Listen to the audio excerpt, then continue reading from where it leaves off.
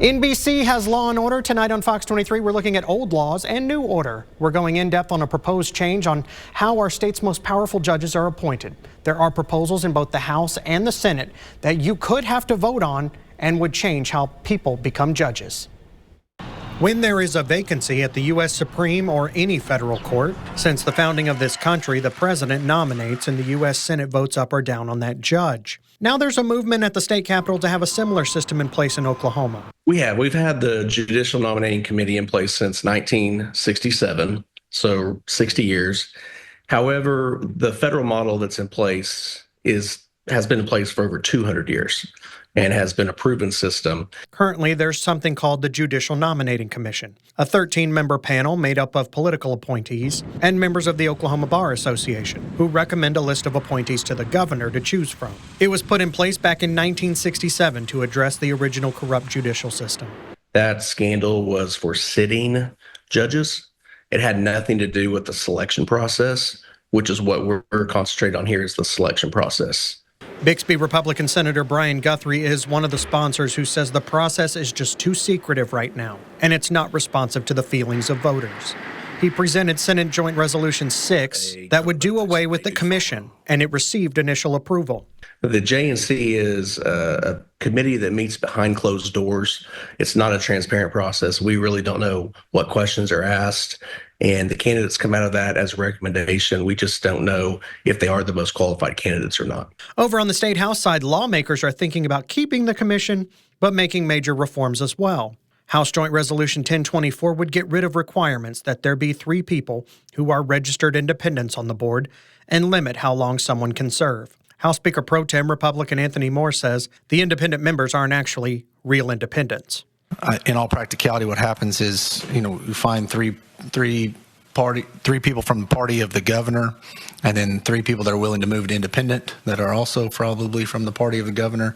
This removes that. We all are aware that elections have consequences. Opponents say what is in place now is the gold standard for selecting fair and unbiased judges. They say the U.S. Supreme Court has shown it is not perfect and highly influenced on both sides by gifts. Opponents are also fearful of people buying judgeships by lobbying the governor and others who would help choose the state Supreme Court, the Court of Criminal Appeals, and the Court of Civil Appeals. But they could be potentially making rulings involving various entities throughout the state. And so would there be transparency or ethics-related rules regulating their behavior regarding gifts and political donations? Voters will still have the chance to vote or keep all judges at the ballot box. Let's take a look at how we got here, because the system that we have in place today was not in place when Oklahoma originally became a state. Originally, all Oklahoma judges would run under a political party, just like a representative or a senator. Then there were multiple scandals involving judges, including multiple justices from the state Supreme Court who were already appointed and seated. The scandal was just too much to take, and today's reforms were approved by voters back in July 1967 when they approved State Question 447 by more than 52%. There are only 4 states right now that do what the Senate proposal does. Currently, California, Maine, Massachusetts, and New Jersey do that. 21 other states in Washington, D.C. do what we do now in some similar form of a judicial nominating commission. However, their commission structures have differences from us. Virginia and South Carolina's legislatures just flat out pick their judges, and everyone else has partisan and nonpartisan elections. How much power should a governor have over a different branch of government? Well, one of the big reasons this is coming up at the state capitol again, despite failing last year, is that Governor Kevin Stitt will once again have to appoint a new justice to the state Supreme Court.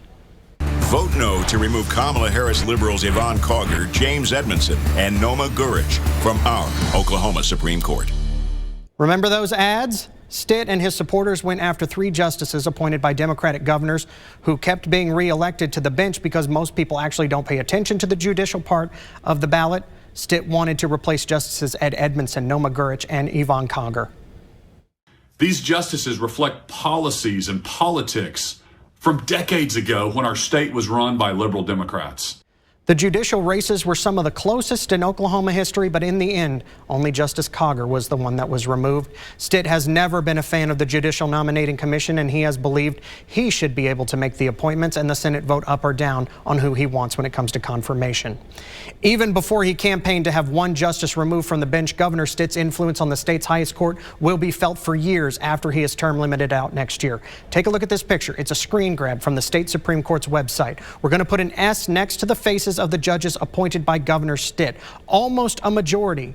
2 others on the court are Democratic appointments. The others were from Republican governors Keating and Fallin. Again, we are putting that S over what was Justice Cogger's seat because Stitt will have a chance to fill that as well. Had he been completely successful last fall, Stitt would have filled 6 seats on the 9-seat court. District judges, the judges we all see at our county courthouses, will not be changed at all by any of these reforms. Sometimes people mistakenly call their district court judges county judges, but their formal title is district court judge. These are people who are at the lowest level branch of the judicial branch. You will see them if you are ever in trouble with the law or have legal matters. They are nonpartisan and elected by you and me. But let's be honest, the political parties know sometimes which judges and candidates are running and who they align with. We've seen many times people encourage others from the parties to vote for certain candidates in the past. In the end, you will have to vote on whether the way our state's most powerful judges are chosen, if state lawmakers can agree on what to send to voters in the first place. Because the Judicial Nominating Commission was put in by a vote of the people, any changes or elimination of the commission will need a vote of the people.